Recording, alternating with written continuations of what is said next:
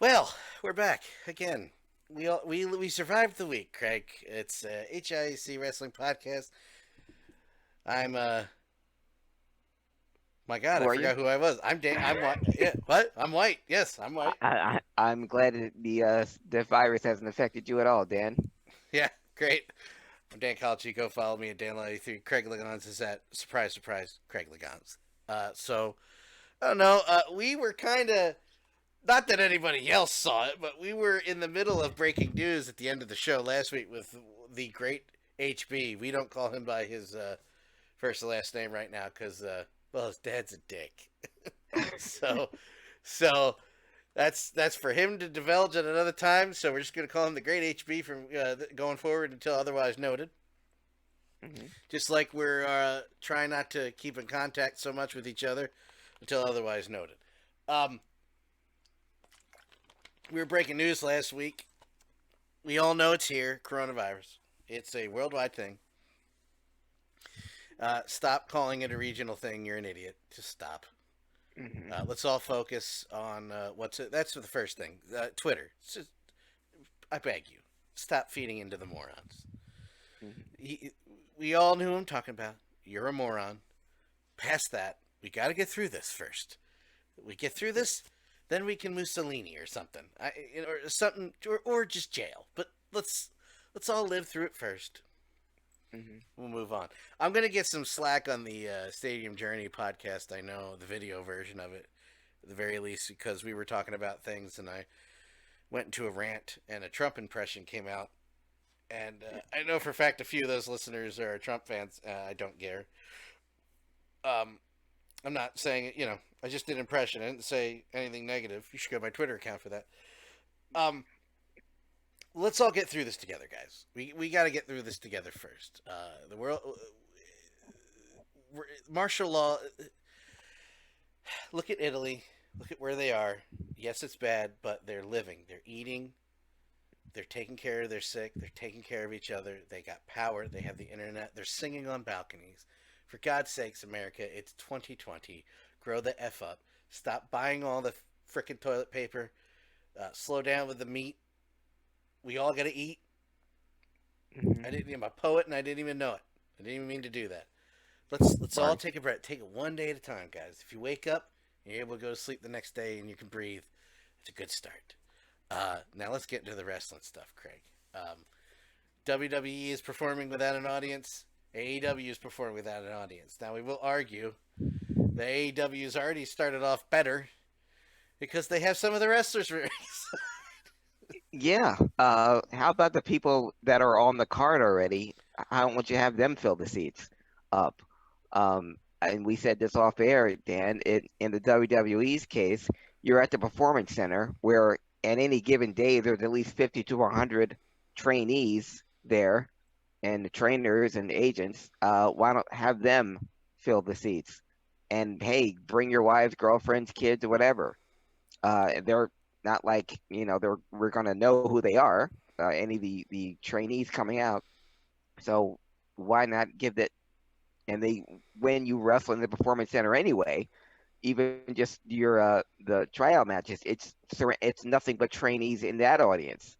That's where everyone from Roman Reigns to Drew McIntyre got their start by wrestling in front of their fellow trainees, and they have that built in. And I know those trainees would much rather be there on TV, even if not getting paid, uh, to just be a part of the show.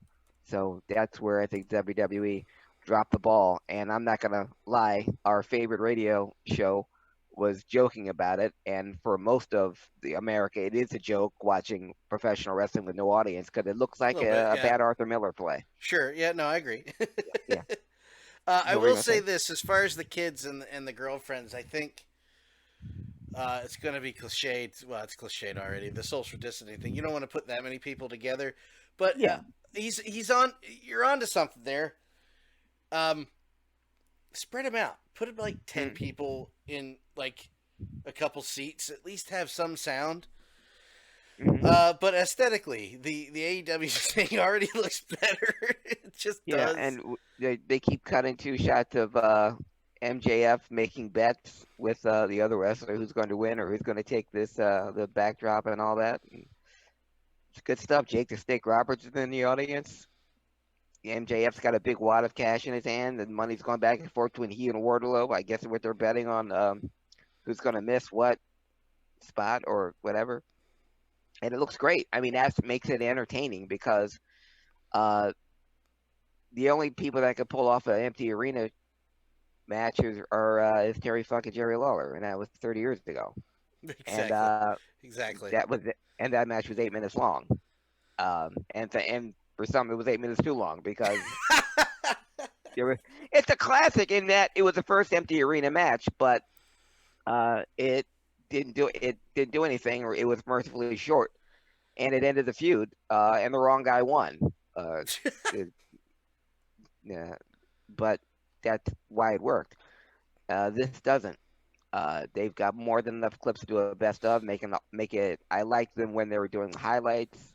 When they showed the Royal Rumble in its entirety this past Monday was great by the WWE. Um, it's just going forward. We all, like you just said, Dan, we all have to take a step back. And for the moment, it sucks. We can't go anywhere. We can't go to any live events. These wrestlers, they're making their living doing what they love. They're just doing it in front of an empty audience, for an empty arena with Yeah. no audience. But we'll get through this. As a senior member of the HIAC Talk Radio staff, I can tell you that I have lived through Legionnaire's disease, the bird flu, H1N1, Ebola. All of these things were supposed to wipe us out as a society. Granted, this virus has taken hold of us a lot quicker, like viruses do, than we thought, and we've got to take some unprecedented steps. But um, all those other diseases or viruses I've named were contained, and this one will be too. This one is no different. Um, this will be at the we're doing the year end highlights. This will be one of the.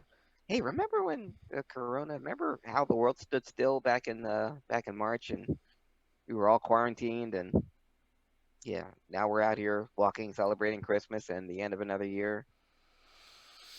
We all just gotta take care of each other. I'm not gonna get preachy here because we're gonna have a little fun here. We are gonna talk about this week.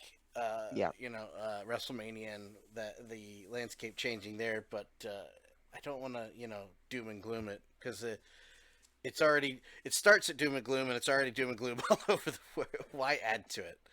Um, but just it's very it's a simple idea. The just take care of each other thing. I know yeah. it's crazy.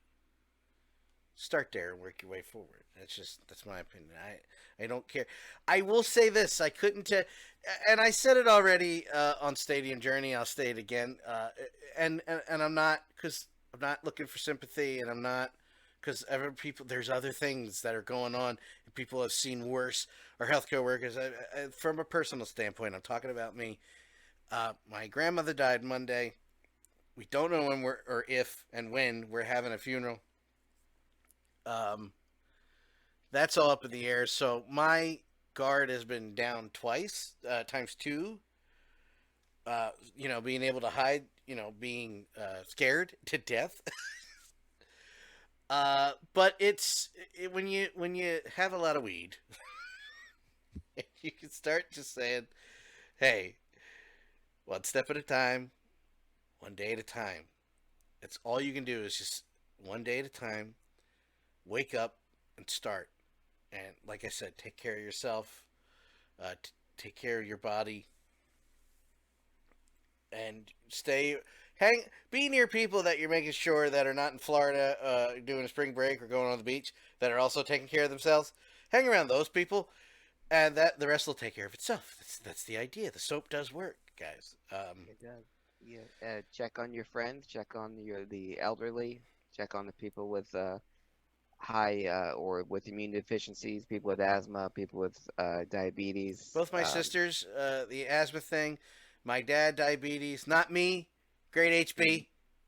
HB. Um, my dad with the stroke last year. My stepmother has asthma and diabetic issues. My mom is, thankfully, she just has high blood pressure, not hypertension, but she has high blood pressure. So she's always being medicated for that. That's what I'm worried about. Like I said, take care of. I just got off the phone with her. We were on the phone, video phone, for like half hour. I haven't talked to my mom. I talk to my mom often, but usually it's a Mhm. 5 or 10 minute phone call. Hey, how you doing? All right, I'll talk to you later.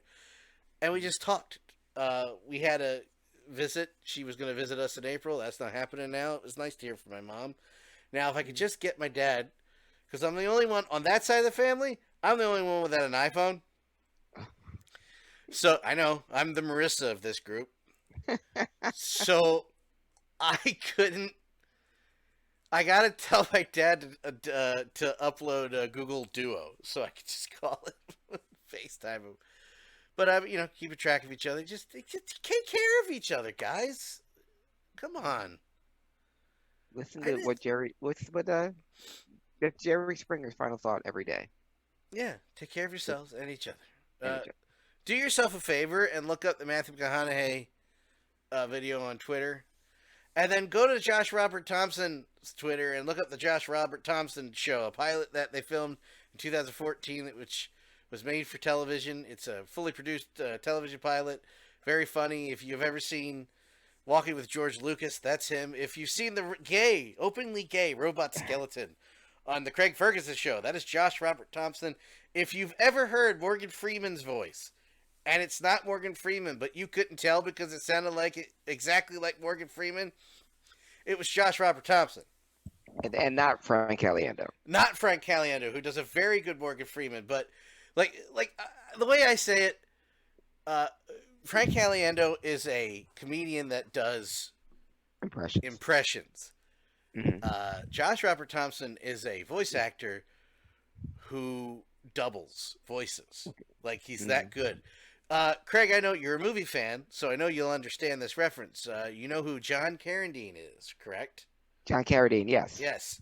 Okay, so John Carradine, this Josh can sound just like John Carradine. Wow. Dead on. If you listened to Josh do John Carradine. And then I know in the late 80s, early 90s, they were releasing, they had a couple of horror movies they released on video where John would do the intro. Hmm. Hello, this is John Carradine, and you're watching The Night of the Living Dead. I know Yeah. that's okay, but imagine that. Imagine that, Yeah. but imagine that you were actually listening to John Carradine back from the dead. That's how good Josh Robert Thompson is. He's a mimic. Yeah. And Okay. I mean that in And the most flattering way possible. Not only is a mimic, he's hilarious. This show is funny. Please look up mm, the Josh Robert Thompson show. we all have lots of time, so we have no Yeah. excuse now. And also look up Jeff Peterson makes Craig Ferguson cry because it's also very funny. So WrestleMania, this is see, it's weird because usually the normal thing is like, okay, we don't care about modern wrestling. We're going to talk about the wrestling historian, but now it's all about modern wrestling because with the coronavirus, like everybody Hmm. else's world, has been turned upside down for a long time. The wrestling world's turned upside down. Interesting breaking news. Hmm. Good, not as bad as it was last week, Craig. So you don't have to strap in for this one. Not the strap on. No strap-ons needed for this one. Okay. Jesus Christ. But so earlier this week, it was announced that WrestleMania is going to be at the Performance Center. Hmm. Not only that, it's going to be at the Performance Center. It's going to be 2 nights. Wow. It's going to be Saturday and it's going to be Sunday. Ron Gronkowski is going to host both shows. The Gronk. The Gronk is making his WWE debut. I'm sure in the way they didn't envision it. Nope, certainly not him. Certainly not Gronk. Yeah. Everybody's leaving New England. I wonder why. Uh, Mm. but if I am to, as I'm to understand it, they're going to be on a closed set like they have been the last couple last week at the Performance Center, and they're going to get WrestleMania 36 out. That's the way it's going to go. Okay. Well, I knew it was going to go on the same date, because it's Vince McMahon, and he wasn't going to cancel it. No. The city of Tampa, is the one that had to say, "Hey, we can't do this here," and so I know Vince wasn't happy about that. But he's always a show must go on type deal because death, firestorm, rapture, nothing is going to stop him from putting on his WrestleMania show. I still think he can, if he takes my idea of the training center people, that he can have an audience there, or even by that time this virus can be contained by the end of the month. It's wishful thinking, but stranger things have happened. Um, If we behave, I it'll feel, help. eh, If we start listening, yeah, it'll help. if we start listening, yeah. Um, I just feel bad for the performers, namely Drew McIntyre, who's waited almost 17 years for this moment, and he's still going to have it, but in front of a 50, 60,000 people, I think would have. Well, for all of the performers, not just him, but I have a soft spot for Drew since he's waited for so long, and he's one of the great comeback stories in professional wrestling. And for him to finally have his moment, or be taken from, well, the virus took a lot of people's moments, so we're not going to um Oh no, we're give talking it. about strictly in the world of professional wrestling. We're not trying Yeah. to downplay anybody else's issues with the world or what's going on that Mm-mm. way. That's not the job here. But we are focusing on wrestling, Yeah. and the distraction part of the show is going to come up next with the wrestling historian. But yeah, continue what you're saying. Yeah, that they're I like the idea of 2 nights, to stretch for more for the fans themselves and for the wrestlers. I don't want to call them performers. I That's a word that's really been getting on my nerves Yeah, ever since the virus hit, and they've been doing wrestling shows in empty uh it's arenas. goddamn And annoying a word. It's a freaking annoying yeah, word. I hate it. yeah. um For but fucking I If anything, they could add more wrestlers to the card if they're doing it over 2 nights. You can have 2 3 hour shows instead of just one 5 hour show. So hopefully that gives more people a chance to wrestle, and you have someone on a WrestleMania card, 2 WrestleMania cards. That hopefully more wrestlers are getting paid, more paydays, more bonuses, I hope so. and I hope that works out for the wrestlers themselves. AEW, I know they had a pay-per-view was coming up soon.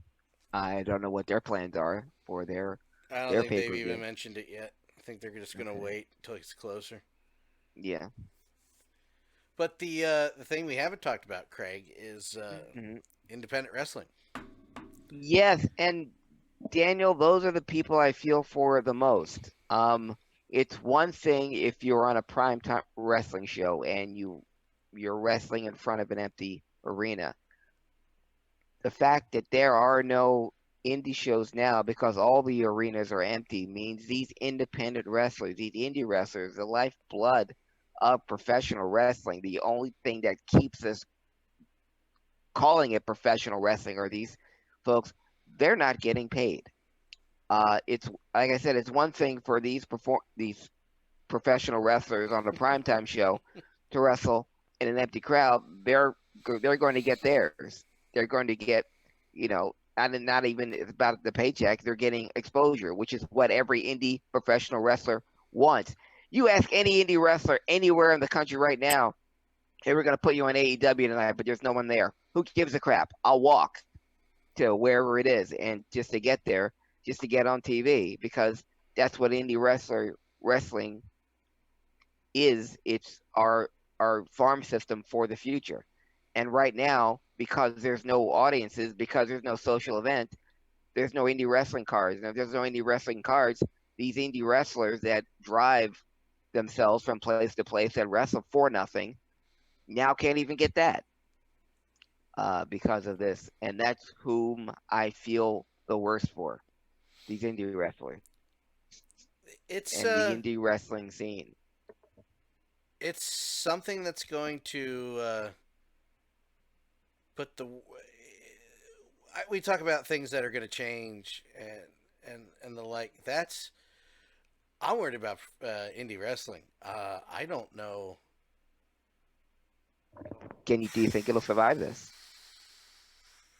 even if it's for 2 months? There's going to be a lot of there's going to be a lot of wrestlers that can't go back. Yeah. There's going to be a lot of wrestlers that will go back. Hmm. There's going to be a lot of promoters that can't go back. There will be some. I don't know. That's the thing. We will eventually be able to go back to some sort of normal. The normal will be different. It'll be a new normal. Sports are going to change. I don't know. I don't even know if the major four can in sports in general can survive. Probably, but minor leagues, the minor league baseball's effed. Yeah. I mean, they barely pay them to begin with. The AHL, we all talked about this on the Stadium Journey podcast. If you want to watch that, also on online, just go to Stadium Journey or YouTube, search Stadium Hmm. Journey. Um, minor league hockey, Yeah. everything's up in the air. But we do need entertainment because I was about to ask, why would they risk this, the way this spreads, the way it goes from person to person, you're sweating and touching each other all over the face. Hmm. But it's something you just said. If I was given the opportunity, I don't think I'd be able to. Maybe I'd be the dumb. I'd be. And I'm not saying these people are dumb, but I would make the decision where it might be a dumb decision where I'd be like, yeah, I need to be on TV tonight. Yeah. I know I don't judge anybody in No. that way. I do judge the mother effers that are still going out to bars Hmm. and being that close to each other. Nobody grasps what this means, and they're stupid. The people still going to the people that are not respecting the distancing thing. Yeah. I did see a picture of people outside in Jersey that were having a nice get together, but they were all sitting. There was like five of them sitting in lawn chairs on the Yeah. street, spread out 6 feet or more apart. And it was nice to see it. Like, hey, there you go. They're all having Yeah. the conversation. No, I think indie wrestling, AEW, the landscape might not change a lot there. WWE, the landscape won't change much there. But indie wrestling after this is going to be completely different than it was. Really. Okay. I don't know, man. I don't know either. The other the people are athletes that I feel bad for, other than the professional wrestlers, indie and otherwise. And this is gonna be weird to say, and I can't even believe I'm saying this. Um, it, the XFL was actually doing well in the Oh ratings, God, better yeah. than it did before, and now that's gone. So it's like I know Vince is already pissed about WrestleMania, but the XFL was actually doing well.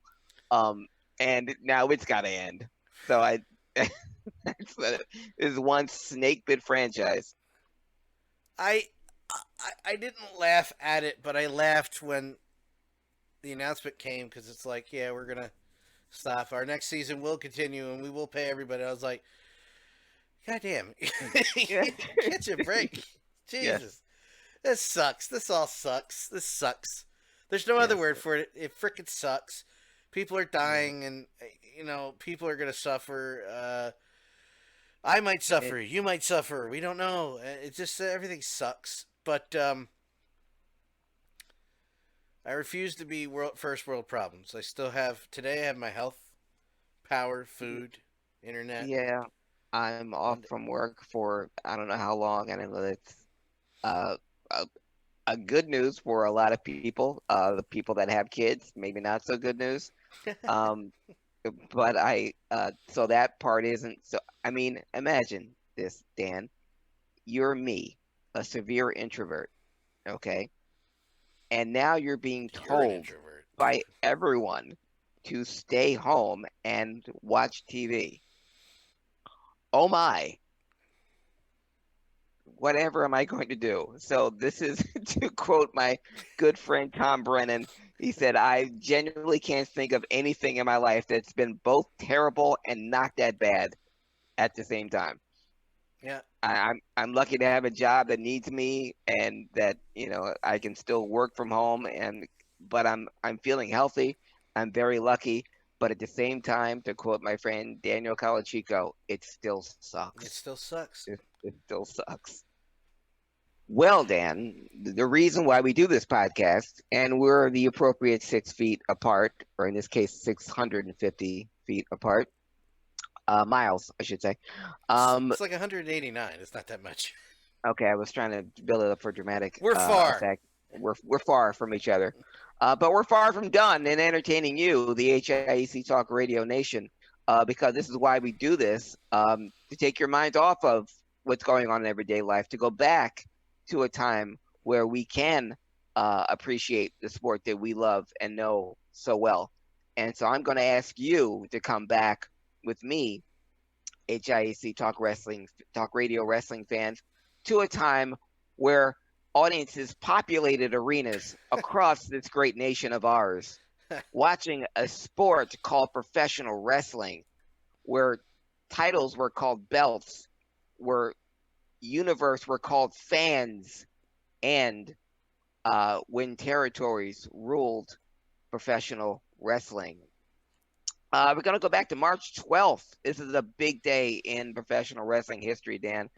March 12th, 1983, in the NWA, in the Greensboro Coliseum in Greensboro, North Carolina, there was a wrestling card in the Greensboro Coliseum that was so big they had to turn away. 16,000 fans were turned away What? because it was so crowded and so packed.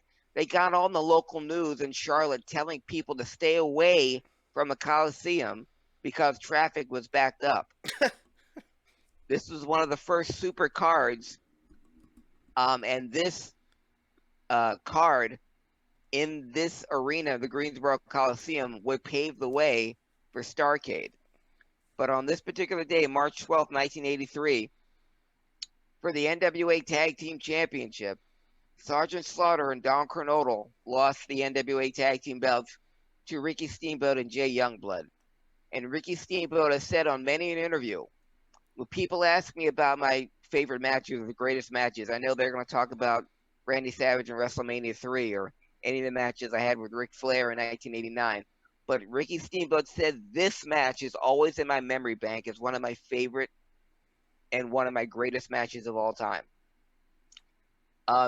Dan was talking earlier in the podcast about shows you should watch on YouTube, comedians you should watch on YouTube. For wrestling on YouTube, go back and watch Ricky Steamboat and Jay Youngblood against Sergeant Slaughter and Don Kernodle. Any of their matches. They had a 3-month stretch. They had a 3-month feud, but in Steamboat's words, everything clicked with them. Yeah. You know, from beginning to end. And in this particular match, from the concept to the end, to the result, Steamboat and Youngblood, one of the great tag teams in wrestling history, and one of the great tag teams in NWA history. But they've been chasing the belts held by Sergeant Slaughter and Don Kernodle for 3 months, and this was their do or die match, and they won. And again, place went nuts. They turned away 16,000 fans. And on that same card, Roddy Piper defeated Dick Slater. That was an NWA TV championship bout.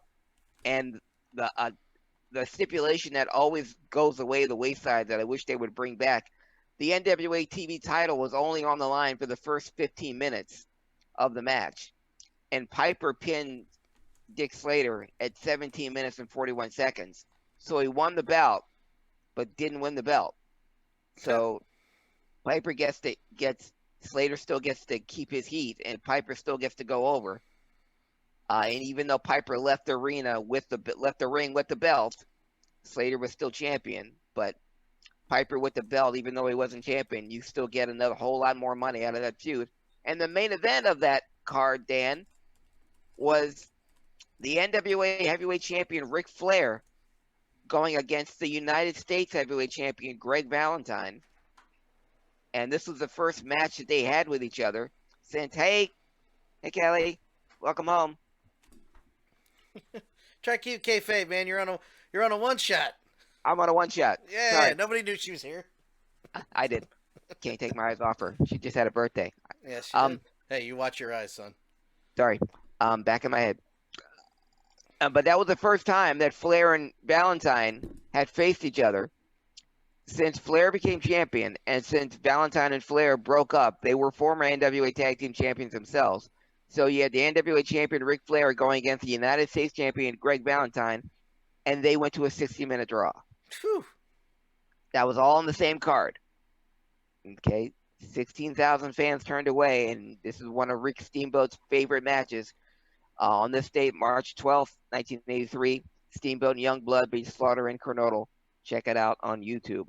On that same day, up to the north, and this is going to be a theme of this edition of Wrestling Historian, Dan. Oh yeah. Multiple cards on the same day. So while that was going on in Greensboro in the NWA, in the WWF, in Landover, Maryland, there was a matinee where Andre the Giant won a 20-man battle royal, and Bob Backlund pinned the Intercontinental Champion, Magnificent Morocco. So the WWF Heavyweight Champion went up against the Intercontinental Champion on the same day that the NWA Champion went up against the United States Heavyweight Champion on the same day.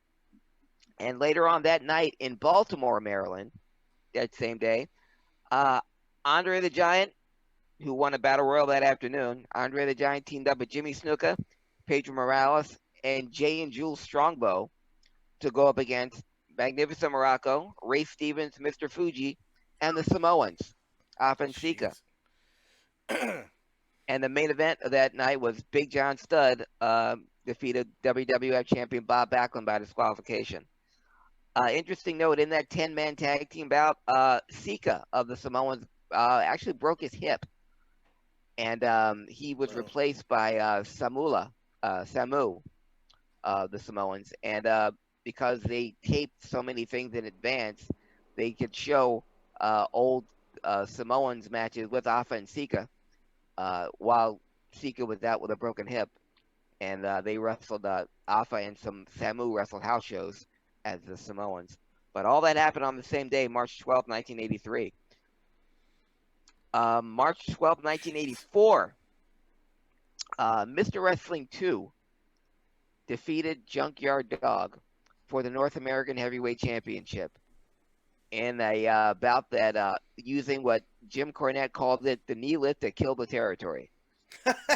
Mr. Wrestling 2 had turned heel about a year earlier. Mr. Wrestling 2, one of the great baby faces, maybe the greatest masked baby face of all time, at least in the South. And he had turned on Magnum TA. He had turned on Junkyard Dog. And, his knee lift was his bread and butter. But Junkyard Dog did such a bad job of selling it that it kind of, in Jim Cornette's eyes, killed the territory. When Mr. Wrestling 2 with the knee lift, people go flying. Austin Idol, both members of the Midnight Express, Bobby Eaton would go over the top rope after getting a Mr. Wrestling 2 knee lift. But in this one, Junkyard Dog didn't quite sell it like that and didn't do well. That would be Junkyard Dog's last North American heavyweight title reign because he would be leaving the territory for the WWF later on that year. But Mr. Wrestling 2 would win the North American title from Junkyard Dog March 12, 1984. And March 12, 1988, Dan, the WWF held 4 events on the same day. Whoa. See if you can notice the theme here. Back to Landover, Maryland. I guess March 12th is a good day for WWF in Landover because March 12th, 1988, they had a matinee that drew 8,500 fans, and he had Andre the Giant defeated Bam Bam Bigelow, and Hulk Hogan defeated Virgil with Ted DiBiase in his corner. Sure, why not? Yeah. And that same day, over at the same time in El Paso, Texas, the Ultimate Warrior defeated King Harley Race, and Hacksaw Duggan won an 18-man bunkhouse battle royal. In Chicago, that same day, Randy Savage and Strikeforce, Tito Santana, Rick Martel, defeated the Honky Tonk Man and the Hart Foundation in a steel cage Hmm. on top. And right here, Philadelphia at the Spectrum, Hulk Hogan defeated Ted DiBiase in a lumberjack match. So all Wow. four of those events took place on the same day. Landover, Maryland, El Paso, Texas, Chicago, Illinois, and Philadelphia. Wow. That's how crazy the schedule was, and that's how huge a roster they had. But Jeez. yeah, that's gonna be the theme of this edition of Pro Wrestling Historian. March 14th, 1987, the Saturday night Uh, uh, main event that was come back. taped February 23rd. Yeah, it aired on this date, March 14th, on Saturday night, and this was the setup for WrestleMania 3. And now they taped it February 21st, but aired March 14th. And this was Randy Savage going up against George Steele, and this would be the first appearance of Ricky Steamboat. When Steele was wrestling Savage, and he called back to the dressing room, and Ricky Steamboat came out to a huge pop. And this was in Chicago at the UIC Pavilion. Uh, Also on that card, Hercules. I mentioned last week on last week's historian, we lost him last week, but this would be the biggest win of his career. Hercules won a 20-man battle royal by eliminating his old nemesis Billy Jack Haynes, the last one. But also that was also the first time Hulk Hogan and Andre the Giant were face to face, and they were squaring off against each other. Everyone was back, and they were standing in the middle of the ring. But Paul Orndorff, who had a previous beef with Hogan, kneed Hogan in the back and started going to work on Hogan. Good. All the good guys jumped Andre, but Andre and Hogan never touched each other. Not until WrestleMania that year. But that was a battle royal that won by Hercules, which would be the biggest win of his career in the WWF. But that was Saturday night's main event. Oh, and that Saturday night's main event, Dan, did an 11.6 in the ratings. My God. My God. They just Uh, they don't yep, make them like they used to. they do not. March 14th, staying on the date, March 14th, 1999, and WCW Uncensored. Oh, Not going to go through the whole card, but the main event, Ric Flair defeated Hulk Hogan in a first blood steel cage match, and that would be Ric Flair's overall official 16th and last world title reign. I I love talking about this show. I love talking about this match because I think Please. it's underrated, and in the pile of garbage that was going to start being WCW at that point, I thought this was great. A lot of people cite it as a weird, like, why did it happen that way? And I'm just like, I love this thing. It was literally the match that they did it. This was the match they did it before Hogan Rock did it at Yeah. WrestleMania, Hmm. where they switched during the Yeah. match Yeah. because the fans decided it. Much smaller scale, but this is literally the first time Hogan hulked up since becoming Hollywood. Hmm. 3 years prior, or a little less than 3 years, 96 to 99. Yeah. Uh, and at that moment, that is when everybody fully went back to Hogan, cheering Yeah. him and just booing Ric Flair. They switched face heel in the entrances. Yeah. The reaction was so strong for Hogan versus Flair. It's one of the best things I've ever seen. Because later on in that year, they tried to do the Sting heel turn, and when he hit, I love pointing it out over and over again. When he hit Hogan with the bat, when everybody's supposed to boo, everybody's like, "Yes!" This is the opposite. They just wanted to Yeah. like Hulk. And my feelings of Hogan as a person, notwithstanding, and as a wrestler, notwithstanding, I get his place in the universe as far as wrestling. Was never a big fan. I was a Sting mark. Hmm. This was one of the best things I'd ever seen, and that match was put on perfectly. And the end gets the end is a little. It's a WCW ending, so I say convoluted. It's WCW. Yeah. Um, where Charles Robinson becomes a heel ref, and he won't count. Like Yeah. Hogan does the leg drop, he does the Hulk up, does the boot, does the leg drop. He goes to count him, and Charles like, I'm not gonna do it. And it's like, well, wait, look at his head. He's Yeah. bleeding profusely at that point, as Flair would. Right. I love that. That is so underrated. I love that match particularly. That show Hmm. wasn't a bad show either, but I love that match. It's so fun to watch. Okay. Well, it happened March 14th, 1999. Flair's final world title, 16th and final world title win. It happened on that. That same day in Yokohama, Japan, Dan, I mentioned a couple weeks back on a previous wrestling historian, Dan Severn won the NWA title. Well, on this date, March 14th, 1999, almost 4 years after he won it, he lost it to Naoya Ogawa, Yeah. who defeat Dan Severn for the NWA title, ending his 4 year reign, and that was the longest reign, the longest time anyone had held the NWA title since Lou Thesz, um, which is nothing to sneeze at. Uh, No, please Flair don't. never held it. Yeah, but Flair never held it that long. Harley Race, all of his reigns never held it that long.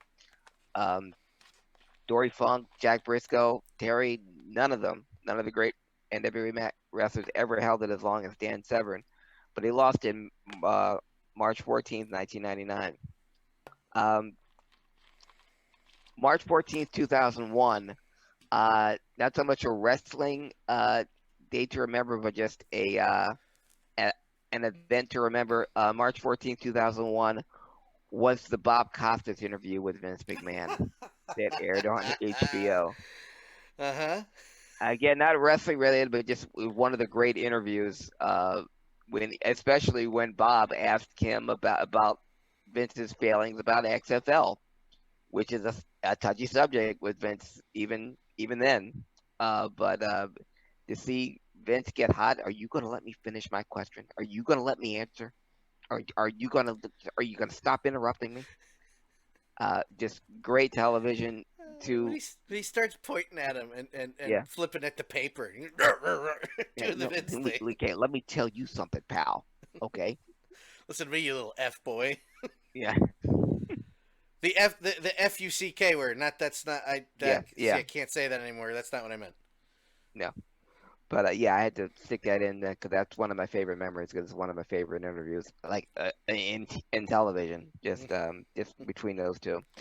And and when Vince came back on Bob's show, he was good natured about it, and he even poked fun at himself for doing a follow up interview.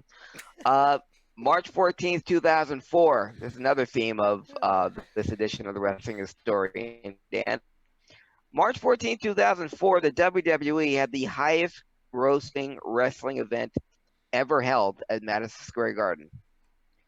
WrestleMania 20 grossed $2.4 million at the gate. Wow. WrestleMania 20, one of the most memorable WrestleManias. Great card from top to bottom, great moments. Obviously, the Brock Lesnar versus Bill Goldberg, Stone Cold Steve Austin refereed that match. One of the crazy things, spontaneous things I've ever seen. You talked about Flair and Hogan, how the crowd turned. It's odd to hear, crowd turned on one and turned on the other. The Brock Lesnar Bill Goldberg match, odd to hear the crowd turn on both men, and very audible cheers. And both men, would be leaving the company, and this was the early stages of the internet, where things weren't quite as secret as they were. So listening to the crowd turn on both Lesnar and Goldberg, which was a dream match under any other circumstances, especially with Steve Austin refereeing.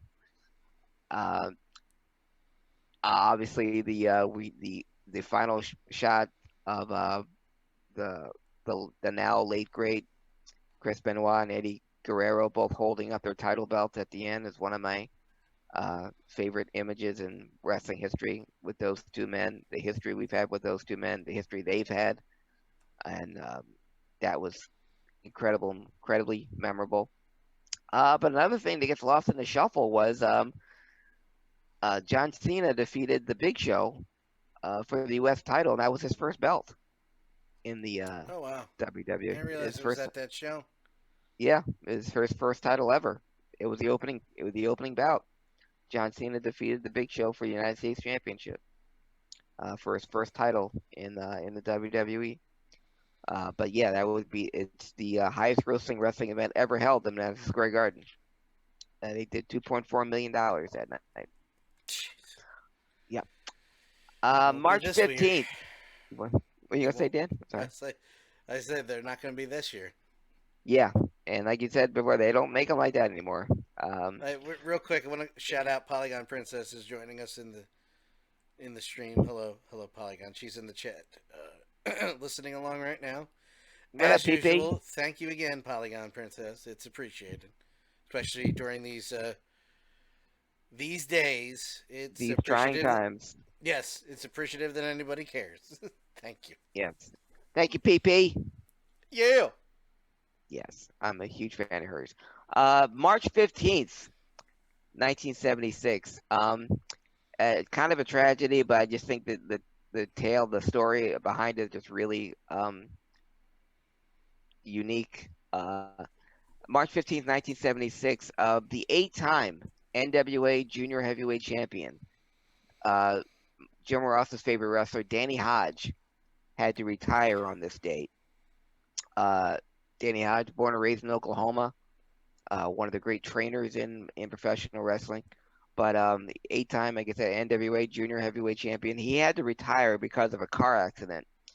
Now, in his car accident, Dan, his car went over an embankment and went into a river.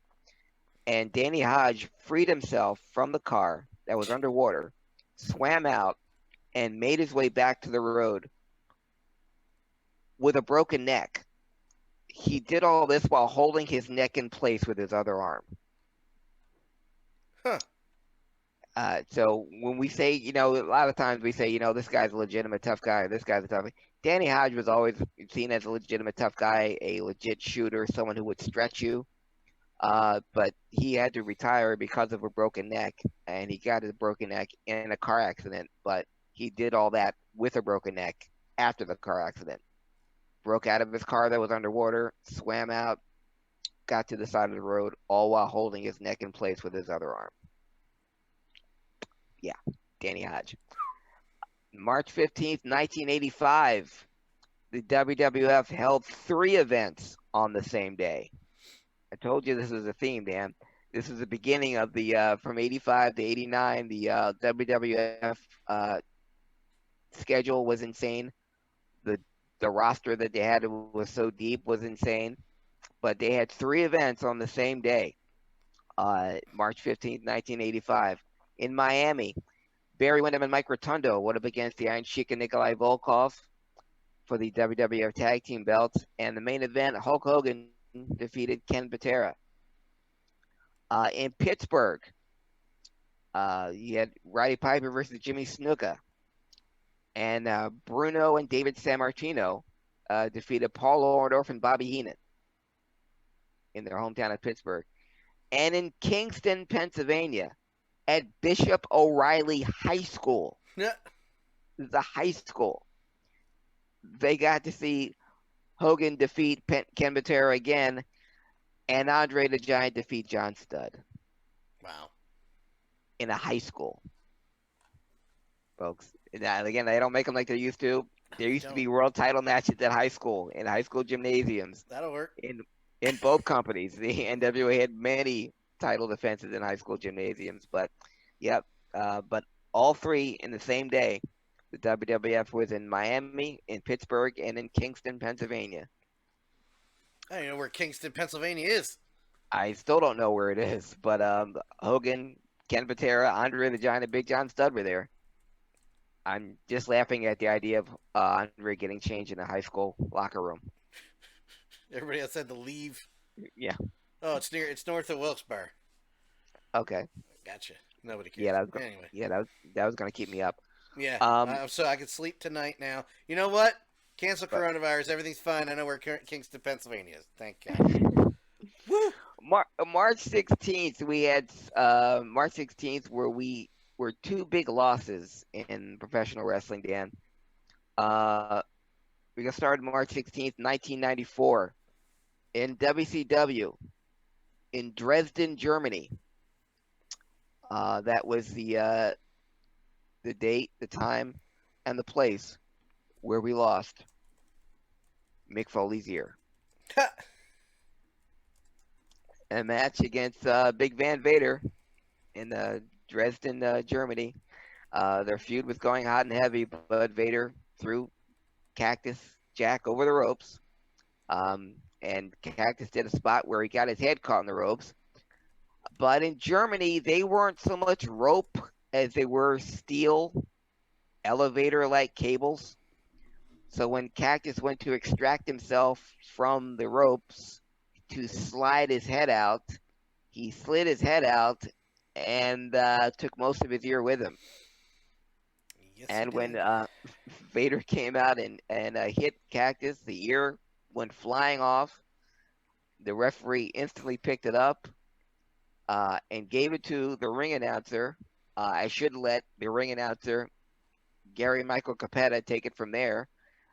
He described it in vivid detail during his one-man show and in his book where he had to put it in a cup that he had that had ice in it and run back to the dressing room with Cactus Jack's ear. Um, and again, and while Gary Michael Capetta could tell one side of the story, his side of taking the ear back to the locker room, Mick Foley tells it much better. In fact, this match that took place March 16th, 1994, is the beginning of his chapter one of his book, uh, Have a Nice Day, which will become a number one New York Times bestseller. And he had to talk to the doctor who was German and the referee who Mine ear. was French, so no one spoke English. This is going great for Vic. Yeah, but great story. If you don't know it, get yourself familiar with it. If you Put my haven't, if you're a freaking ear back on. yeah, if you are a professional wrestling fan of any age, just read Mick Foley's book. Have a nice day. Great Again, book. great book. Again, chapter one is this match, March 16, 1994, where he talks about the loss of his ear. Another more serious loss took place on this date, March 16th, 2008. We lost one of the great managers of all time whenever, and no one asked me to rank my favorite this, my favorite that, but if I was ranking the greatest managers of all time, this man would be in the top five. March 16, 2008, we said goodbye to Gary Hart. Oh, Uh, Playboy Gary Hart, born Gary Williams. Um, one of the great managers of all time, one of the great voices of all time. The guy just had a great, deep, resonant voice that really served him well when he managed throughout most of the South in Florida and in Georgia and specifically in Texas, in Houston with Paul Bosch. Um, and he was the first manager of Big John Studd, who I mentioned earlier when he first got his big start in Texas. Uh, but it was really in Texas where he made his biggest mark was under Fritz von Erich in World Class. It was Gary Hart's booking. It was Gary Hart's uh, what he could see and what he could make. Gary Hart brought in the Freebirds. yeah. It was Gary Hart's angle that started the Freebird Von Erich war. No, keep going. Um, Finish this, and we have breaking news. we AEW have breaking breaking news. news. Yeah. Oh, you're Uh, watching it too. You saw it. Never yes, mind. yes. Uh, Oh, they uh, got put on AEW. yes. Right now, PP. Um, yeah, it was Gary Hart that booked the Freebird turn on the Von Erichs Christmas Day 1982. Uh, and that he was the one that brought in the Freebird. He Kabuki, the Missing Link, so many great young stars and I don't still to this day there has never been a wrestling territory uh de- department that had as emotional and passionate a fan base as World Class. Mm-mm. World Class in the early 80s was the biggest wrestling organization uh, in bigger than WWF, bigger than the AWA. It was the number one territory in the NWA. Uh, and but that was under the auspices, under the booking of Gary Hart. World Class was uh, and had Gary Hart not left because of a pay dispute with Fritz, namely because of that Christmas Day show that was held in the Reunion Arena. That was the first time that the World Class had gone outside of the World Class Auditorium to the 20,000 people in the Reunion Arena. It was just a stepping stone of how far World Class could go, and they went that far to Texas Stadium, to all around Texas, selling out the big arenas. Uh, if under the watch of Gary Hart, but because of a pay dispute uh, that Hart wasn't getting, and that most of the wrestlers we found out wasn't getting, namely Jim Cornette even brought this up. One of the reasons why the Midnight Express left, uh, because of they were getting short on payment, and because they never wrestled the Von Erichs, which would have been $1 million feud right there. But Gary Hart took his touch of gold over to the WCW. Uh, he, some would say he didn't resurrect the career of Terry Funk, but Gary Hart being in Terry Funk's corner during his feud with Ric Flair was the biggest thing in wrestling in 1989. Mind you, like I said, the first show I ever went to, Terry Funk and Great Muda versus Flair and Sting, and in Muda and Funk's corner was Gary Gary Hart. Hart, yeah, and you could see Gary Hart on. He was actually on both DVDs about It the was. rise and fall of World Class on the World Class edition and the WWE's DVD because no one knew that territory better than Gary Hart. No one knew wrestling more than Gary Hart. Again, one of the great managers of all time. Wherever he went, just to listen to him speak, and whether it was Kabuki or the great Muda, who was billed as the son of the great Kabuki, Gary Hart can talk people into the seats and one of the great managers of all time. But we said goodbye to him March 16th, 2008. Unbelievable.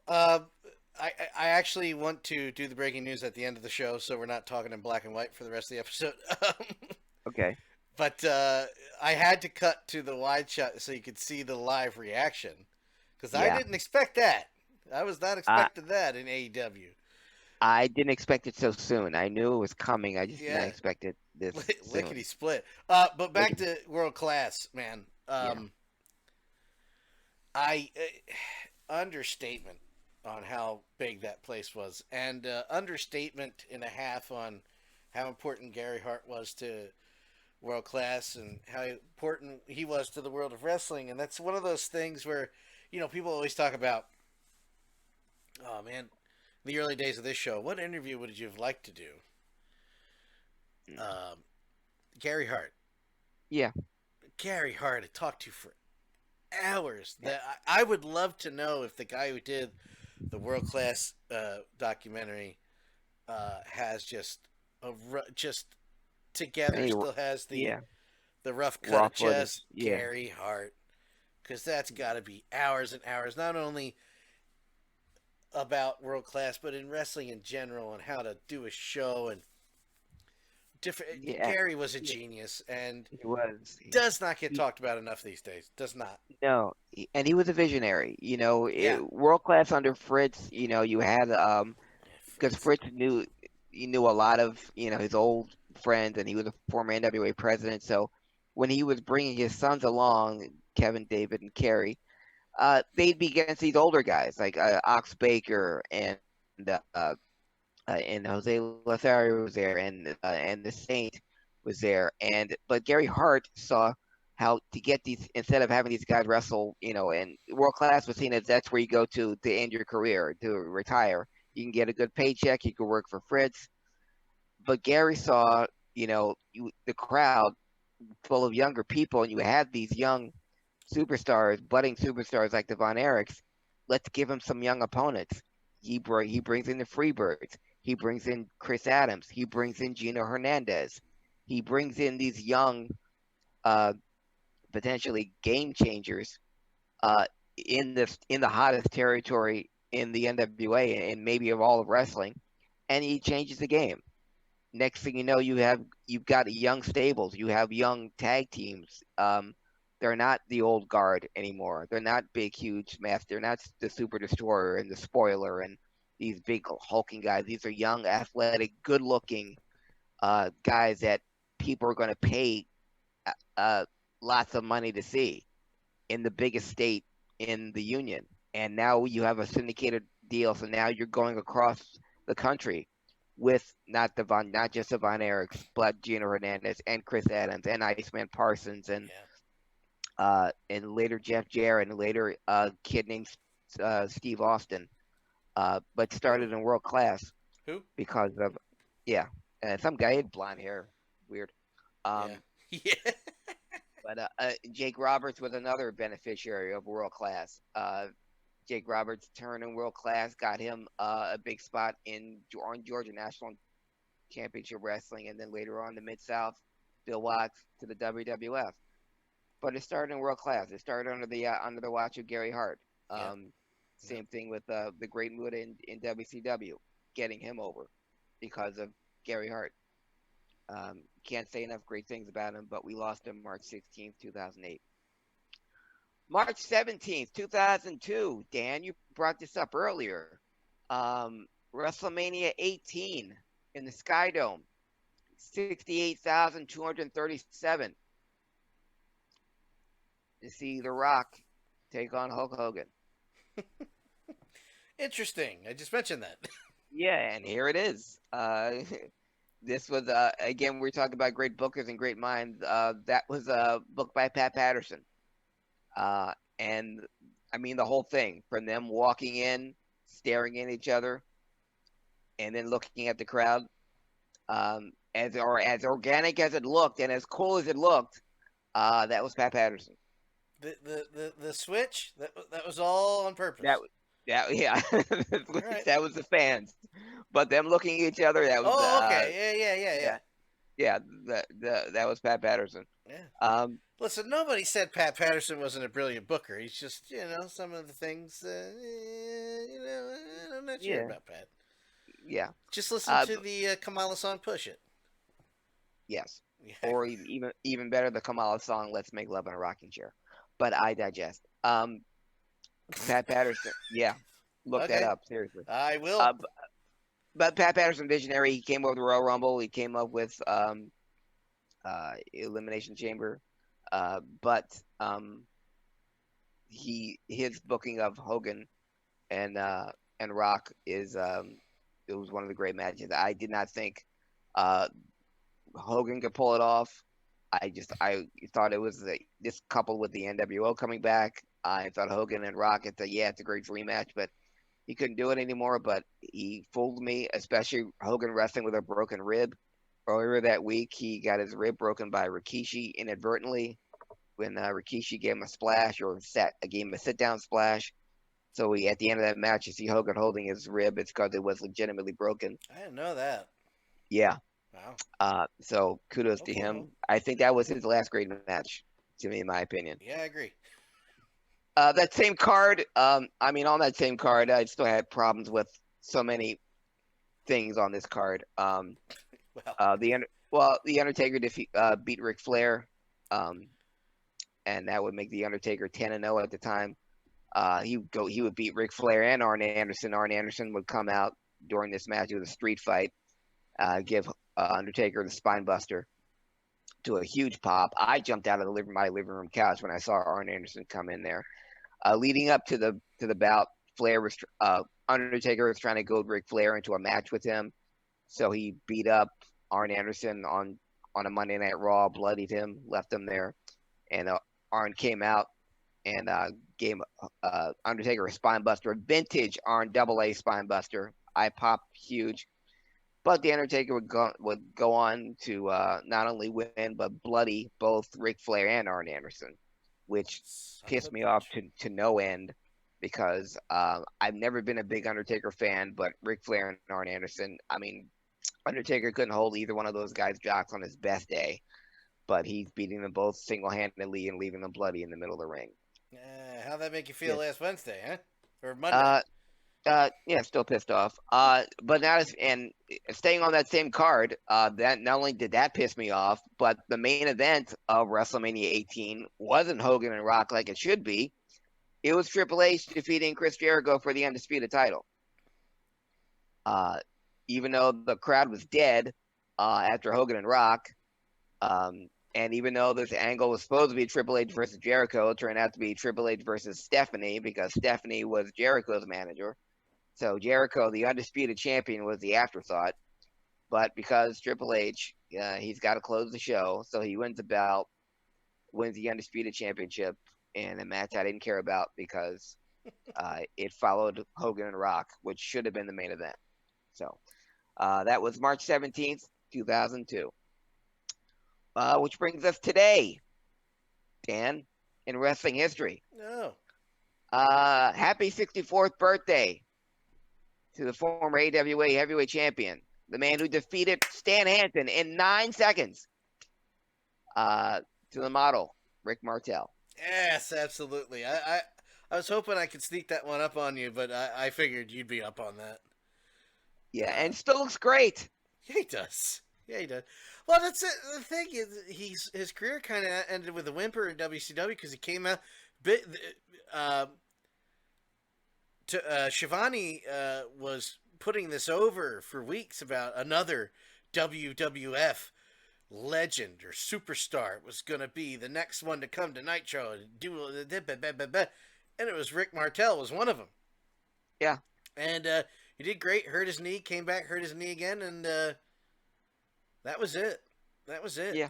I think the match with Booker T was what injured his knee, and again, a guy that doesn't get talked about enough these days is one Rick the Model Martel. Definitely Hall of Fame worthy, not just in the WWE, just but in wrestling. Maybe the greatest Canadian babyface of all time. No disrespect to Dino Bravo, but Brett? a guy that looked that good, that moved that good, kept himself in phenomenal shape. Even after the AWA championship, he went to the WWF and had a fine run. I was a big fan of the Can-Am connection. Tom Zank wasn't, but he still made it work with Tito. And then later as the model, never got a. Yeah, I wanted him to at least get one run with the Intercontinental belt. He lost it to Razor Ramon. Razor Ramon would go on to, and Shawn Michaels will make the Intercontinental belt a big deal. But yeah, 64th happy 64th birthday to Rick Martel. On that same date, Dan, in 1989, okay, I told you there was a theme here, but on 1989, there were 4 wrestling cards on the same day by 2 different companies, by the WWF and the NWA, and they were all on this side of the United States. The WWF had a matinee in Boston. We had the Rockers, Marty Jannetty and Shawn Michaels going against Tully and Arn. Ew. And the main event was Hulk Hogan versus Big Boss Man in a steel cage. And they had that same card later that night in Madison Square Garden. Wow. And that same day, at the NWA, and get this, Landover, Maryland. Third time I've mentioned that city during this segment of Wrestling Historian. But on the NWA in the afternoon, Lex Luger went up against Barry Windham. The Road Warriors faced the Varsity Club, and the NWA champion Ricky Steamboat defeated Ric Flair. This is one of the during that time when Steamboat was the NWA champion, and that same night, while the NWA was in Landover that afternoon, that night they were right here, Philadelphia, at the Civic Center, the aforementioned Civic Center, Dan, with the same Yes. card, except Lex Luger, instead of going against Barry Windham, Lex Luger went up against Kendall Windham. The Road Warriors defended the NWA Tag Team title against the Varsity Club, and the NWA champion Ricky Steamboat defeated Ric Flair. So he had 4 cards on the same day, 2 by the WWF, 2 by the NWA, 1 in Boston, 1 in Madison Square Garden, 1 in Landover, and 1 in Philly, all in the Northeast. Wow. Like And the epicenter, almost the epicenter of East wrestling, you know? yes, Almost. it's right. Without New Almost. York. But yeah, Landover, Maryland, very busy in the week of professional wrestling. And finally, on this date in professional wrestling history, 2001, 19 years ago today, Dan, was WCW Greed, the final pay-per-view in the history of WCW. Yep. I know your memories are this may not be as fond as Uncensored 1999, but do you have any? Do you recall any of this? I know Scott Steiner was the WCW champion at the time, and I think he beat DDP in the main event. God, I hated him as champion. I really did. I remember watching it and seeing that quite a few people there, right? Yeah. So I was like, well, I mean, that looks good. Everything's fine. Not knowing size of, all the stuff in the background and how big and small that arena was, and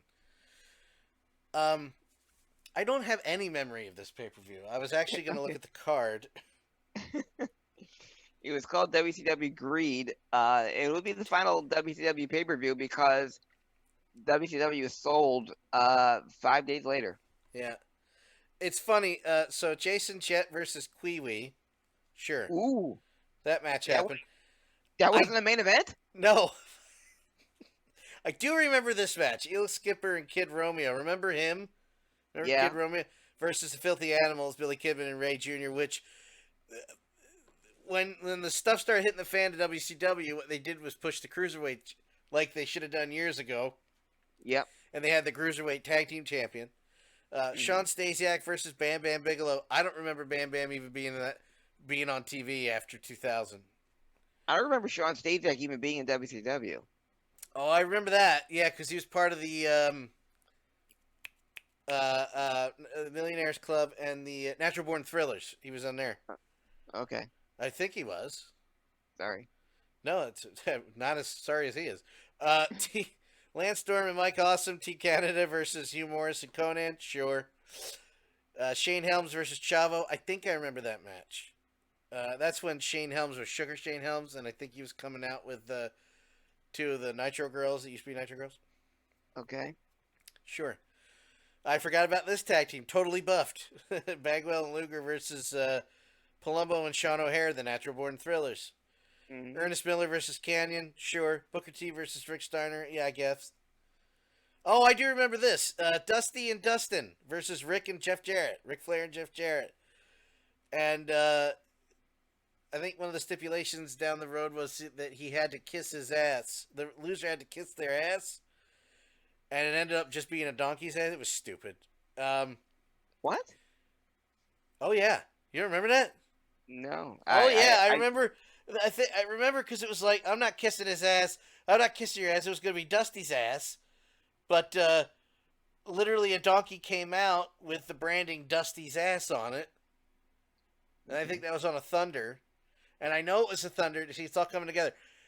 Check this nerd out, ladies and gentlemen. It was the night that Bischoff came on via telephone after non-kayfabe shoot.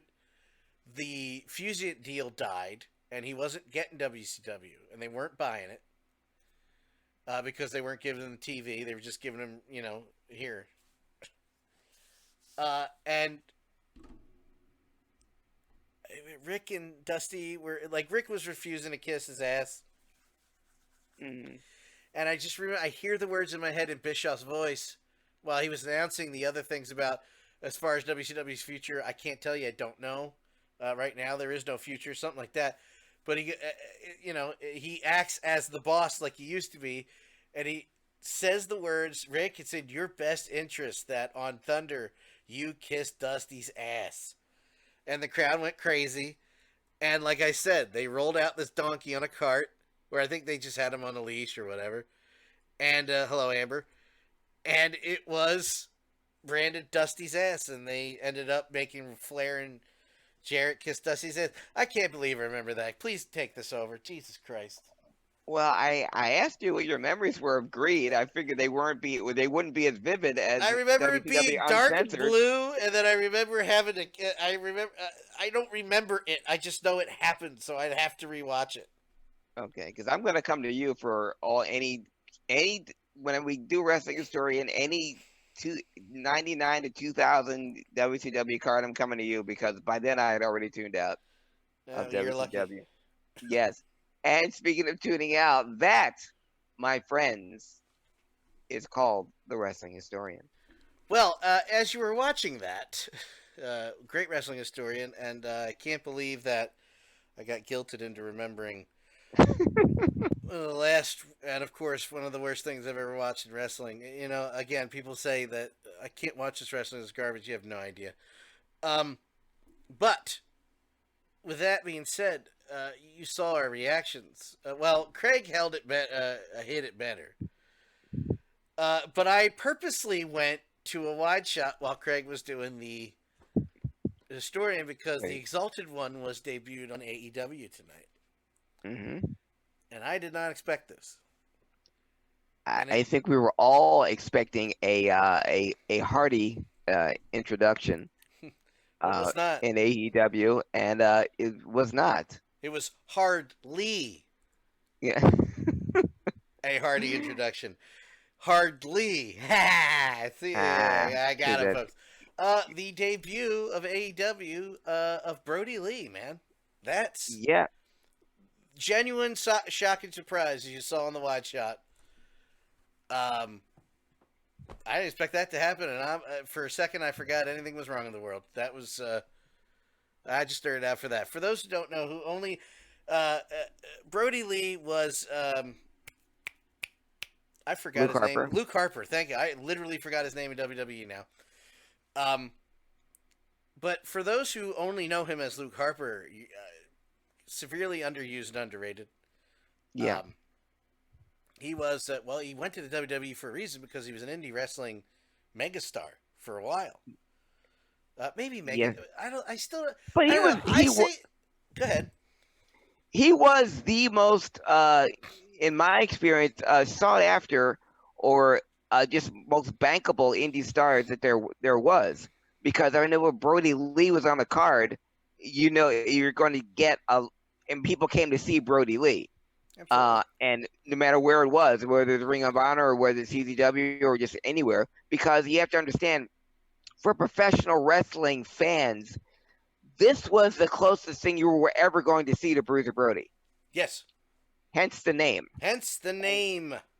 Yes. And for professional wrestling fans that only know the name Bruiser Brody and that are only familiar with him through VHS tapes and the YouTube and just word of mouth, Brody Lee was that embodiment. And not only just the namesake, but because a guy that big that moved that well, and no disrespect to Bruiser Brody at all, but he wishes he could move like Brody Lee, or they can do half the stuff he could. And like I echo what Dan said, if you're only familiar with him as Luke Harper, um, you will be in for a treat if he gets to do any half of the stuff he did as Brody Lee in AEW.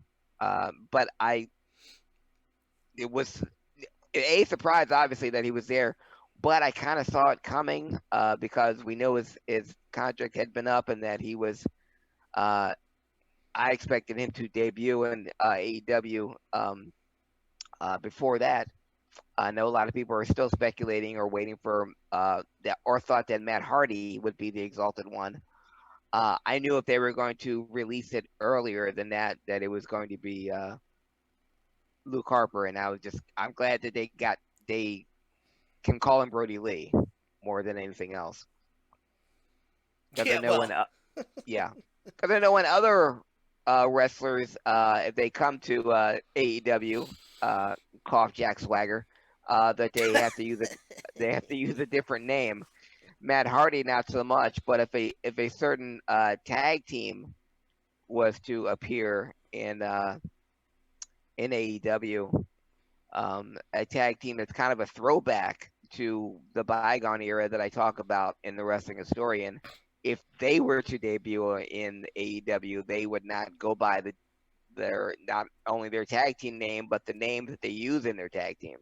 So there's a whole lot of name changing going on. But the fact that uh, he's being referred to as Brody Lee is I'm just as happy. I'm as happy as that as him premiering on AEW, and that yeah, was a huge surprise. And just for a brief glimpse, I echo you crystallized my thoughts eloquently, Dan. All was right with the world.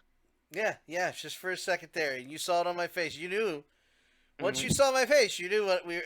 Oh, we're watching the same thing, and that was legitimate.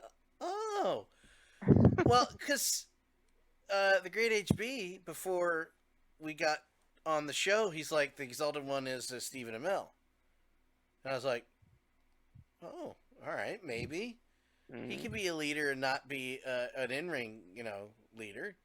Yeah, Just something other than Matt Hardy. I know it seemed good on paper, but I don't know about that. Uh, I understand. Matt Hardy is his own thing. You know what I mean? I think it's a bit off the rails for him. You think? Yeah, a I little still, bit. Not yeah, off the rails because he's off the rails, but I just don't think it was right for him. I didn't buy into it like everybody else. It's Matt Hardy. I'm like, I don't know about that. yeah, yeah. And not that I don't, and I still believe that Matt Hardy is going to show up on AEW in one way, shape, or form, at some point. But it may not. I mean, maybe the Exalted One probably, and I agree with you on that. It probably wasn't the best fit for him. Well, I mean, maybe if he was entertaining going somewhere else, it's not entertaining it now. Yeah. But with that being said, we can end on a happy note. Craig, where can people follow you, sir? Well, Daniel, people can follow me if they so choose on Facebook and on Instagram and on Twitter at Craig Ligons, CraigLigeons. And because you and I, sir, are on Skype and miles apart, will be the only podcast I'm doing, only live podcast I'm doing, Oh because no, yeah. my other podcast, for those of you who don't know, who are in the comic book stuff, Comic Book Gurus, the place where I do my podcast on the studios of the number one morning radio show on earth, the President Steve Show, is on lockdown. So I will no longer be able to do live podcasts there.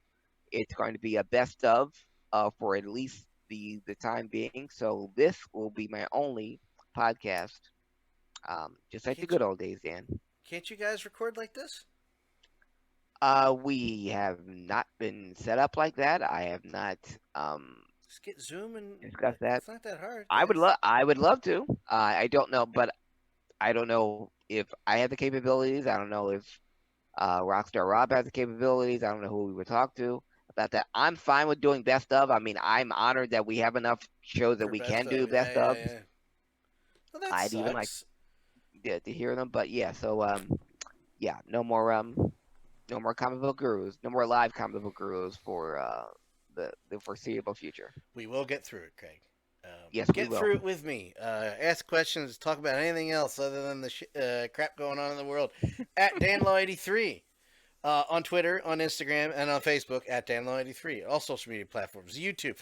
Watch this video or other videos of the podcast and my Twitch streaming, which I swear when I am not trying to hyperventilate all day, I will start streaming the Sniper Elite 4 and finish that game.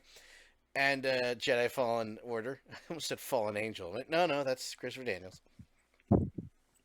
And Yeah. a obscure song by Robbie Robertson and Peter Gabriel. That is a reference I threw out there that nobody will friggin' understand, so I'm gonna leave. For Craig Legons, happy average comedian Dan Calachico. Thank you, Polygon Princess, as usual, for joining us. It was a joy to know you were there listening. Hope to see you soon at prime time. Hopefully, we'll be back very soon. Yeah, that's it, Craig. I'll see you next week. Good night, everybody. Good night.